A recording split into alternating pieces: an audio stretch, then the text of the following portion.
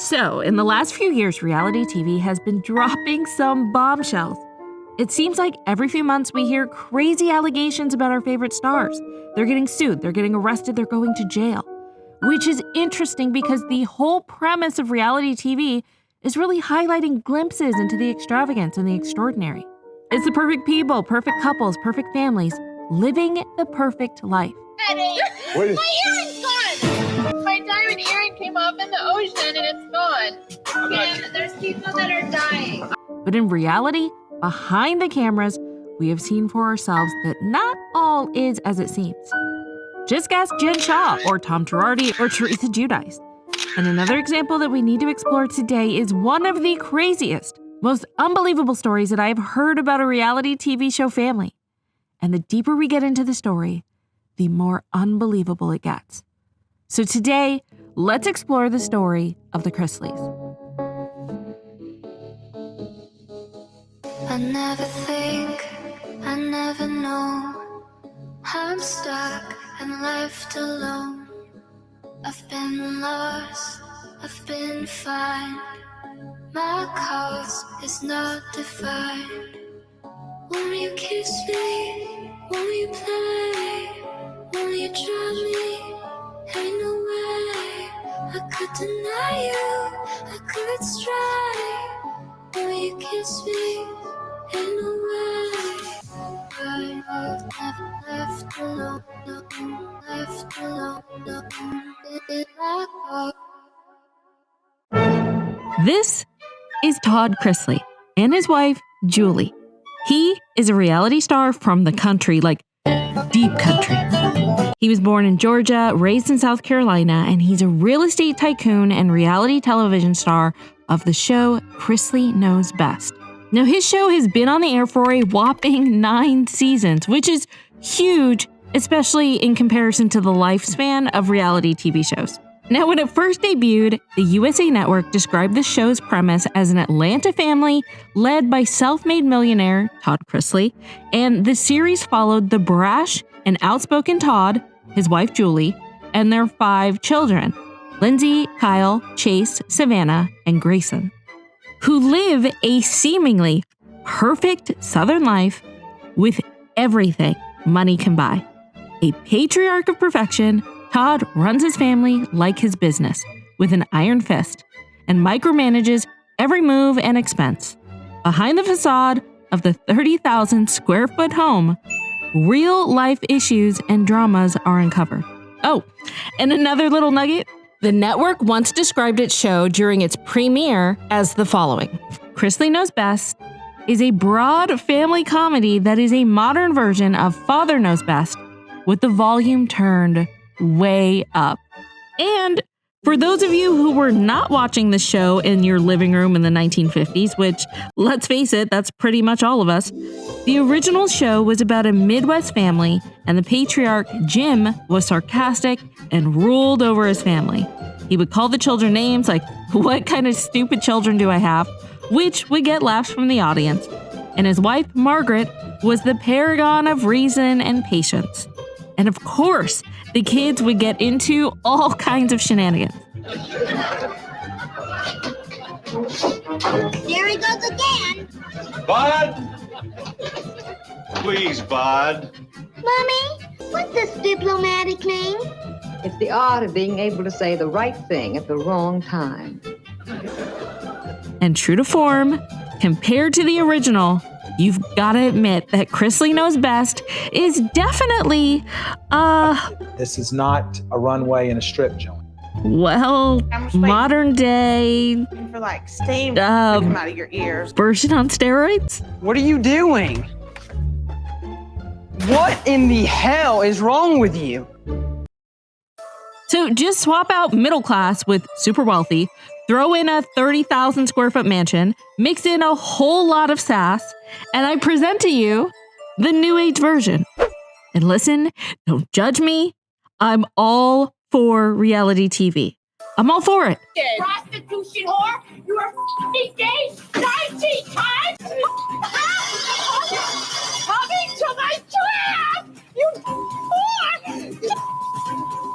A guy! My guilty pleasure. is reality TV. You can see it all over my channel. You guys, I live it. I love it. I've got to have it.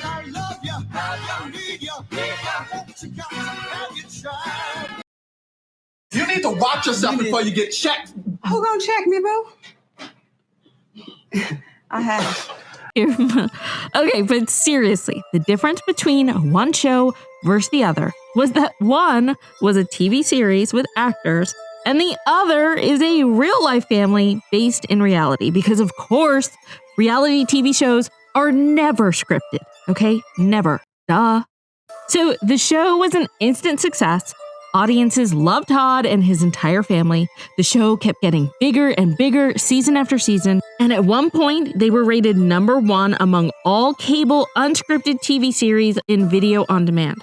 They were winning awards for their show. They were being invited to award shows. They were getting spin-off shows. I mean, you name it, and amazing things were happening to this family.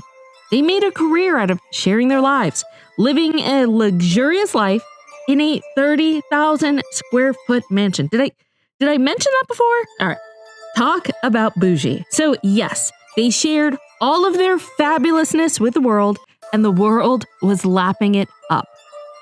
But a little problem started to bubble to the surface after several bombshell allegations started hitting the news.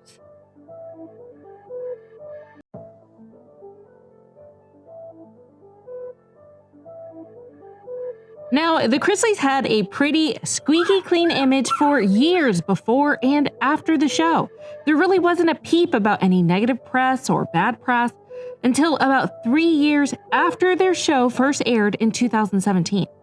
And it was during this time that WSB TV in Atlanta reported that Todd and Julie had not paid state taxes from Georgia in years. State has filed more than $500,000 in liens against a reality TV actor and wife. This comes after a Channel 2 investigation led investigators to look into years of alleged non-payment of state income taxes. Justin, these liens were filed in Fulton County Court this month, and they're divided between Todd Chrisley and his wife, Julie. We're talking more than $500,000 owed in one tax year. We found the Fulton County Court record showing reality TV star Todd Chrisley and his wife, Julie, owe big money from the 2009 tax year. Todd's share, nearly $293,000. Julie's share, about $415,000. It's a more than $700,000 liability for 1 year after a Channel 2 investigation exposing the failure to pay Georgia state taxes for years, despite their lavish lifestyle. And Todd was adamant at this time that this was categorically false. And I like his shade that he threw here. I've got to ask, there are a lot of reports that you owe $800,000 to the state of Georgia. Well, do you believe everything that you report? No, well, that's why I'm asking you. I want to get it right from the horse's mouth. Not true? Not true. How are you resolving it with them? You know what I mean? You know, I have attorneys that make a living, so that's what they do. Okay, he is not playing with this cameraman. And guess what? Todd's claims were proven correct. After about 2 years later in 2019, when the Chrisleys settled their tax evasion case with the state of Georgia. Originally, the Georgia Department of Revenue alleged that the Chrisleys owed nearly $2 million from the time span of 2008 through 2016. However, those claims were dropped when it was determined that they were only incorrectly filed for one of those years, and that was the year 2009. And they agreed to end up paying somewhere between $77,000 and $105,000. The reports are conflicting, but somewhere in that ballpark to even the bill. Now, trust me, stay with me here. There is a method to my madness because it's important that I introduce you to probably, I believe, one of the banes of the Chrisleys' existence. Enter Joshua Waits, who was at the time the director of the Georgia Department of Revenue's Office of Special Investigation. Now, we're going to be focusing a lot on two people for a second because they are major players in this entire story. And those two people are Joshua Waits and Lindsay Chrisley, Todd's oldest daughter. You're probably wondering, who the hell is Josh Waits? Well, after the Chrisleys settled their case with the state, they filed a lawsuit with the tax investigator who handled their case and that was Joshua Waits. And in their lawsuit, they claim that Josh used his senior status to aggressively pursue and prosecute bogus tax evasion claims against them. Now, the Chrisleys accused Waits of developing a rapport with Lindsay Chrisley, and they allege that he shared confidential tax information with Lindsay in an effort to gain her trust and or to intimidate her into cooperation. And you might think that the Chrisleys are going a little overboard, questioning the motives of an investigator, but you guys, when you peel back the layers, this dude is really, really questionable. And at the very least, he lacks in judgment. So for starters, the Chrisleys' inquiry into Joshua Waits was the catalyst for the Georgia's Office of Inspector General to look deeper into his department. And what they found is that his department was using money seized in tax investigations as an office slush fund to spend money like $800,000 on office vehicles and $321,000 on office furniture and $40,000 on fitness equipment. Hell, even like $6,000 were spent on Fitbits. And allegedly in the lawsuit, Josh sent Lindsay a photo of a dartboard or a punching bag with Todd's face on it and added that agents were allegedly throwing darts or punching at it. And if this is true, that is totally unprofessional behavior to say the least. Additionally, the Inspector General's report noted that Waits' office improperly filed a type of request to the U.S. Treasury Department reserved for investigating suspected terrorists and money launderers to gain access to the Chrisleys' financial records. And it criticized Waits for posing for photos with seized furnishings from Chrisley's home.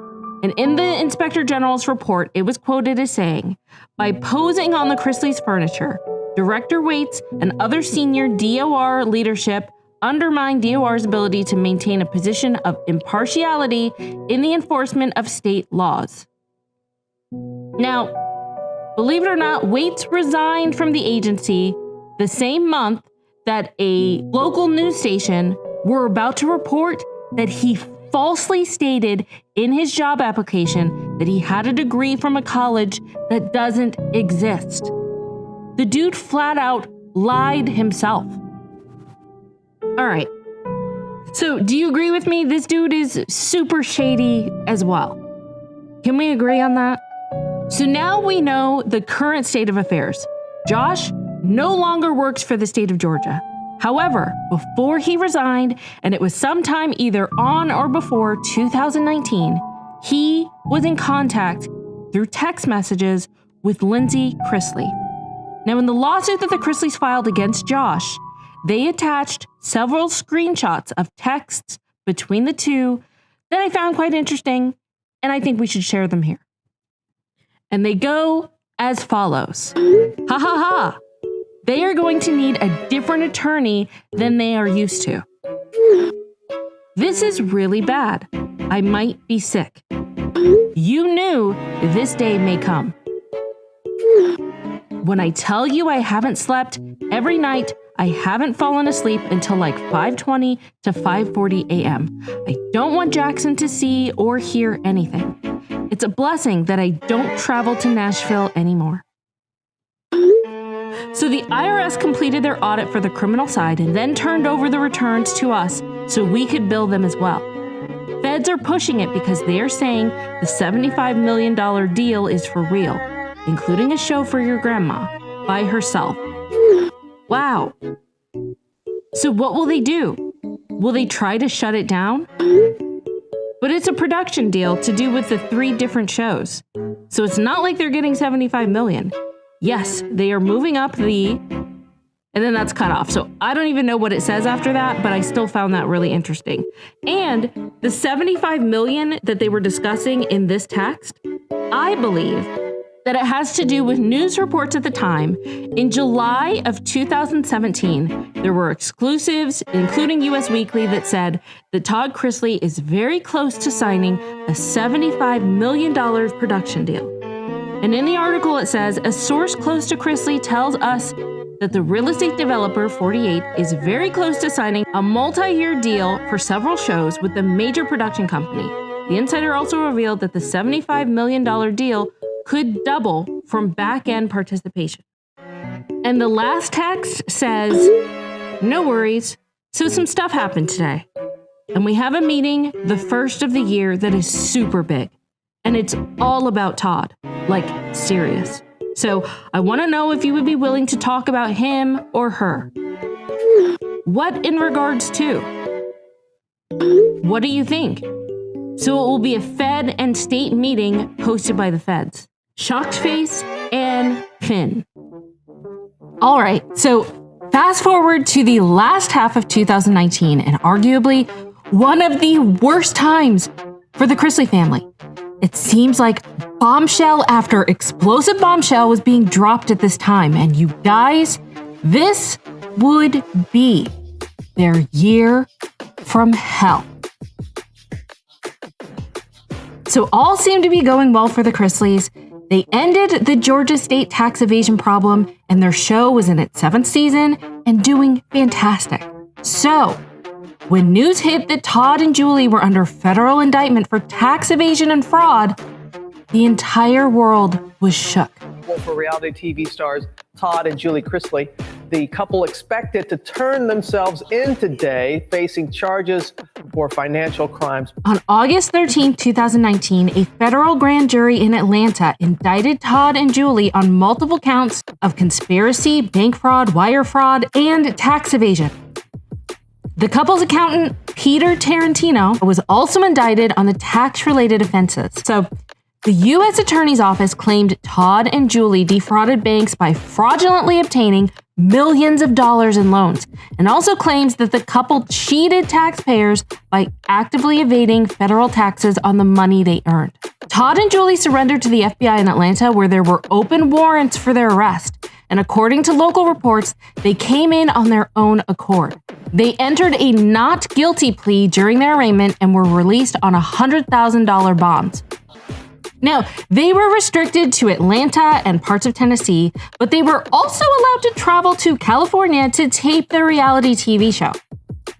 Todd made a social media post explaining the situation, and you guys, it is important to read this in its entirety because there will not be another time throughout this entire process that Todd divulges more about this federal indictment. So it's important to listen to all of his words, okay? So let's give this a go.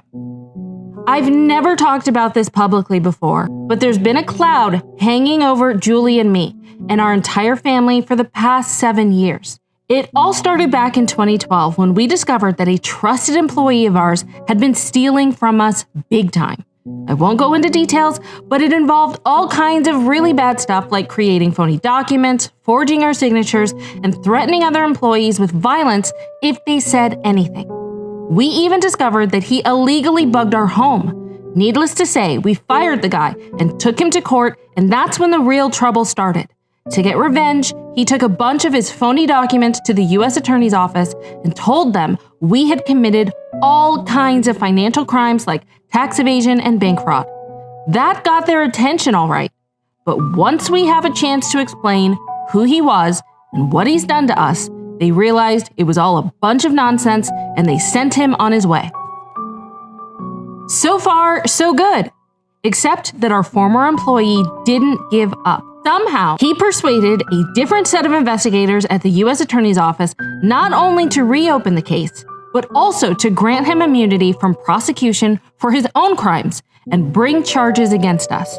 As a result, it looks like later this week, Julie and I are going to be named in a federal indictment charging us with tax evasion and probably a bunch of other crimes as well. I'm telling you all this now because we have nothing to hide and I have done nothing to be ashamed of. Not only do we know we've done nothing wrong, but we've got a ton of hard evidence and a bunch of corroborating witnesses that proves it. Anyway, when all is said and done, we trust in God, and God says to us in Jeremiah 51:36, I will defend you, I will be your lawyer, I will plead your case. We know that if and when this goes to court, the truth will prevail and the charges against us will be exposed for the outrageous lies they are. As it says in Proverbs 3:5-6, trust in the Lord with all your heart, and lean not on your own understanding. In all your ways acknowledge him, and he will make your paths straight. We want to express our gratitude to everyone who helped place us where we are today in our lives. We thank you for your support, and we will continue to work every day to earn your respect, loyalty, and admiration. Wow, you guys, what a crazy time for this family. And remember, guys, I told you this was their year from hell. Being investigated and indicted by the FBI and possibly spending up to 30 years in prison sounds like a pretty bad year to me. But to add insult to injury, one day after the news broke about the indictment, there were stories all over the news about claims that Lindsay Chrisley filed a police report 1 month prior, alleging her brother Chase and her father Todd were threatening her with a sex tape. So here's what the police report said. On July 16, 2019, I was dispatched to contact Lindsay in reference to threats. Upon speaking to Lindsay, she stated there is an ongoing issue with her family threatening and harassing her. Lindsay stated she recently learned her stepbrother, who lives out of state, claimed to have purchased a sex tape involving Lindsay. Lindsay stated her father and her stepbrother wanted her to lie about an incident, and if she refused to do so, they were going to release the sex tape involving her. I asked Lindsay if there was in fact a sex tape in her existence for her to be concerned about, and Lindsay stated that it is possible. Isn't there a saying that all bad things happen in threes? So first was the indictment, next was the police report from Lindsay that was made public, and third, 2 months after all of this came to light, Lindsay did an exclusive tell-all with Dr. Phil. So Lindsay went on the show to further discuss the threats about the sex tape in detail. And she said that there were veiled threats that started with posts on social media from both her sister Savannah and then from her dad. Your sister tweeted this, said, "Too funny. Come after me. I really don't care. Come after my mama. You're over. Watch what you tell when your bed isn't clean. Hashtag literally." And then Todd responded, "Especially since there's been more men in your bed than your husband has spent time there.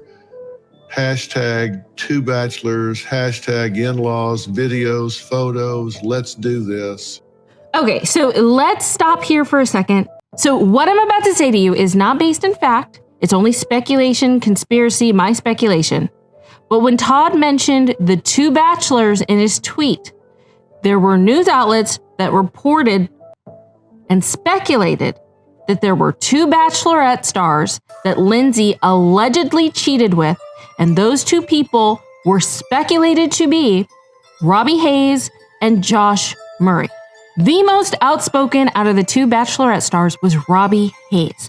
Robbie told TMZ, "At this point, this is all frustrating. This sex tape situation has been held over my head before. Hopefully, all wrongdoings come to light." And Robbie has publicly claimed, "We did not make a sex tape. I'm not sitting there with a camera. Like, we got caught on the security camera, basically. It was a puppy camera in her friend's living room." So, it's important to note that according to TMZ, their sources said the feds got a hold of the owner of the puppy cam and that they were told that no tapes existed. And it's also important to state that Chase Chrisley's rep during this time said, there is no sex tape. Chase has never made any extortion threats to Robbie. Moreover, they are friends. Okay, so with all of this in mind, there's one last tweet that Dr. Phil reads. Sometimes those that lie need to be exposed in order to stop the madness. Hashtag cheated twice. Thank God for puppy cams. Sue me over the truth. Psycho. Now, Lindsay talks about the events that led up to her filing that infamous police report. And once again, I must state that both Todd and Chase and even Savannah strongly deny Lindsay's accusations at the time. And later on, Lindsay denies those accusations. I know it gets kind of convoluted. We'll talk about it in a second. So some crucial events rocked the Chrisleys' world in 2019. And they stayed relatively low-key and out of the major headlines until 2022. And that's when their federal case went to trial, where, you guys, even more bombshells were brought to light.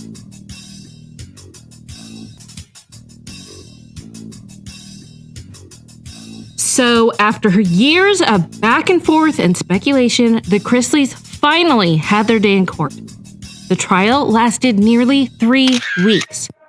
And so, according to the government believed that the Chrisleys were using falsified documents when they received or extended loans they already had. And they were using these falsified documents to convince the banks that they had lots of money, basically so the banks didn't consider them a risky loan applicant. But once again, according to the government, they were anything but a safe risk because they didn't actually have enough money to qualify for the loan. The government also said that the Chrisleys took out $20 million in loans that they couldn't pay back and then declared bankruptcy. The government said the way they got these loans was by inflating account balances, and they made false personal financial statements and made false invoice and audit paperwork. Now, in the trial, the prosecutors provided several examples, but I just want to give you one good example to give you guys an idea of what the government was accusing the Chrisleys of doing. So, according to the government, the Chrisleys were trying to get a loan from their bank, and their accountant sent a personal financial statement that said the Chrisleys had $4 million in an account with Merrill Lynch. But, according to the government, Todd Chrisley didn't have an account with Merrill Lynch. And in fact, Todd didn't open a Merrill Lynch account until the following year, and the most he ever had in that account was $17,000. Now, probably one of the most shocking things I learned about the trial is that the Chrisleys and their CPA accountant, Tarantino, declined to testify at trial. And I believe they felt confident in the eyewitness testimony and the evidence that they'd show at trial that they would get the outcome that they were looking for. So, we have to go over the most important witnesses at trial who gave some explosive testimony. And by the way, unfortunately, cameras were not allowed in the courtroom, so the only images we have are from the artists that drew their account from inside the courtroom. Now, the government put up 27 witnesses, including 2 FBI agents, and the defense put up 16 witnesses of its own. Now, 2 members of the Chrisley family testified, the first being Nanny Faye, who is Todd's mother. And you're probably wondering why. Why is she involved in the case? Well, prosecutors said that when the banks caught on to the Chrisley scheme, that the Chrisleys filed for bankruptcy and walked away from $20 million in debt. And also, according to prosecutors, Todd and Julie went on to hide money from the IRS. Now, prosecutors alleged that to continue the scheme to defraud the IRS, that Julie signed over ownership of their 7 Seas Productions company to Faye. And on documents sent to various entities, Faye was listed as the president, shareholder, and member of the board of the company. Now, during Faye's testimony, she said she was only aware that she was a signer on the bank account tied to the company because she needed to be able to sign checks when the rest of the family went to Los Angeles to film a spin-off reality show called Growing Up Chrisley. Now, the prosecution presented a variety of documents, some bearing her signature, that claimed she owned the company itself. And in one email to a lender at a car dealership, Todd Chrisley identified her as 75% owner of the company. Now, Faye was quoted as saying in the trial, "Honey, I have never been involved with nothing except be a signer. I have never owned it, and I don't want it." And one of the most shocking witnesses to take the stand, wait for it, was Lindsay Chrisley. And I know a lot of you are probably confused, like, wait a second, wasn't she just accusing her dad of things on Dr. Phil? But that was her position in 2017, and it's not her position now. In April of 2022, which was 2 months before the trial, Lindsay wrote this on her social media post. It has been said that courage is the most important of all virtues because without courage, you can't practice any other virtue consistently. Tonight, I am showing up and allowing myself to be seen. Reality TV, media storms, podcasts, family feuds, divorce, legal battles. All things that I have navigated over the last few years. I've kept quiet for the most part and tried to allow the storms to pass. As I've tried to move forward in my life, I am constantly hit with Google alerts like living in fear, anxious, and tired. Chrisley knows sex tape. Chrisley knows best is family drama brewing. Chrisley's sisters, battle of the bikinis. Chrisley knows estrangement. People seem to forget we are human too. Things aren't always as they seem and as they are reported. There's facts that surround this that no one publicly knows. And for anyone to continue to report on something without all the information is reckless and a threat to my mental and emotional health. What people do not know is that I had knowledge of the alleged tape since 2017. Police reports were filed in 2017 and 2019. I currently am sitting on an extensive amount of knowledge regarding this entire situation and plan to share more information in the coming months. What I am going to share today is that the information that is publicly known is not factual. The involvement that I was or have been led to believe that my dad and my brother had looks very different than what is reported. Misleading information is very dangerous, and this has been a huge lesson. I look forward to shedding more light on the situation in the coming months. So 2 months later, Lindsay is on the stand and she testifies that her father's priorities are his children and his wife in that order. And she also told the jury that when she was in high school and early college, she worked at Todd's company during the same time as Mark Braddock. Now remember this name because, man, wait until you hear his bombshell testimony. But it's important to know that Mark Braddock was Todd's former business partner. Okay, with that being said, Lindsay added that it is her belief that Mark Braddock hated her and her siblings and didn't like it when she was in the office, and that he was rude, he was demanding, and was belittling at work. And Lindsay also stated that Mark had this Napoleon complex and would use her father's personal email account, instant messaging account, in the office during her time of employment at the company. And it sounds like Lindsay may have had a few Amber Heard moments at trial. Media reports revealed that on cross-examination, things got really tense when prosecutors pushed Lindsay to discuss the different sides of Todd and entered emails into evidence that showed her contacting the FBI shortly after her father's indictment, begging for them to help her get a restraining order against him. And in 2020, she wrote, "I am in no way, shape, or form connected to this monster."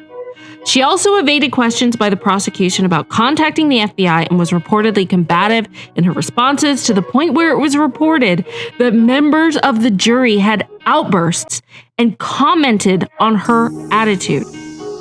And also reportedly, the judge presiding over the trial, Judge Eleanor Ross, eventually interrupted her and said, "You're not doing anybody any favors by answering questions like that. Trust me. Trust me." Okay, now we gotta talk about Mark Braddock because, as I said before, that was Todd's former business partner. Mark had previously been given immunity, and he told the FBI that he committed bank fraud on behalf of Todd, Julie, and himself. And then he dropped a bombshell that he and Todd had once been involved in an intimate relationship.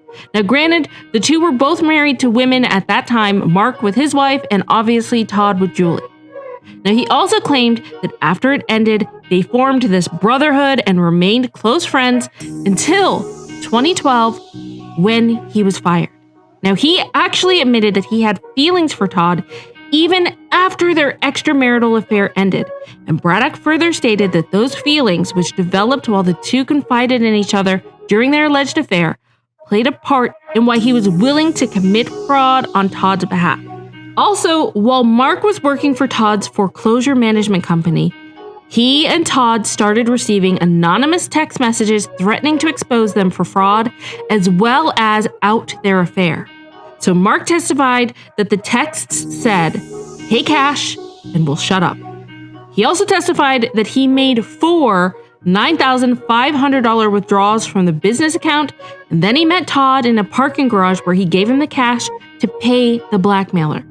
And Mark admitted that after his falling out with Todd, he did become vengeful. And during cross-examination, he admitted to making fake email addresses under fake names, which he used to send incriminating information about the Chrisleys to the government and to news organizations. But the sad part is that since the Chrisleys declined to testify, Mark ended up being the star witness, basically the most important witness at the trial.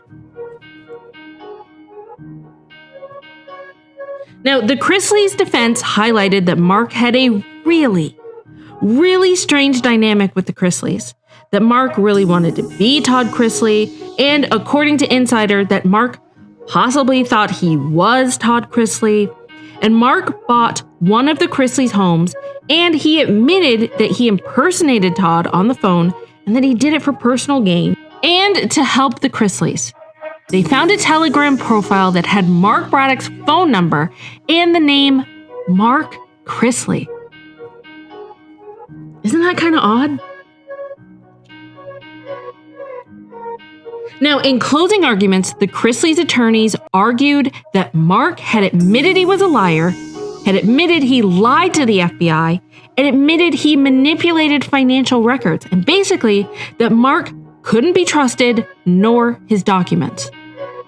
And according to Insider, the assistant U.S. attorney told the jury that Mark is in fact a criminal.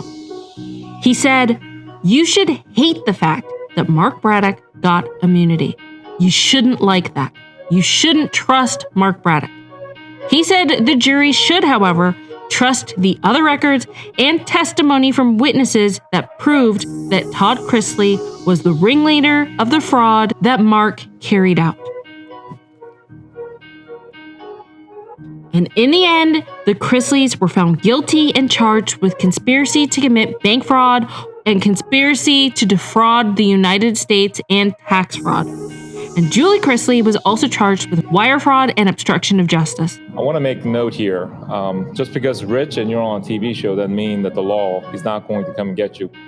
They face up to 30 years in prison. I personally don't think they're going to get 30 years because, believe it or not, it's not a big deal now, but at the time, the big case of the day was Joe and Teresa Giudice. And that's what I think of when I think of this case. Now, they had similar charges, not the same, but in that arena, and Joe was sentenced to 41 months behind bars and Teresa was sentenced to 15 months. Now, there are legal experts, however, that say that they believe that the couple will not be given a 30-year sentence, but they think that they can be sentenced up to approximately 5 to 15 years. And the experts' reasoning for this is that from the size of the money, it's going to be somewhat significant time. So the Chrisley sentencing is set for October 6th, 2022. Now, if you want to watch another insane reality star trial, you thought this one was crazy, wait until you hear the story behind 90 Day Fiancé star Jeffrey Paschal. Glance, one would not immediately assume that looking at Jeffrey is looking at a career criminal who for decades used his superficial charm to manipulate and use the women in his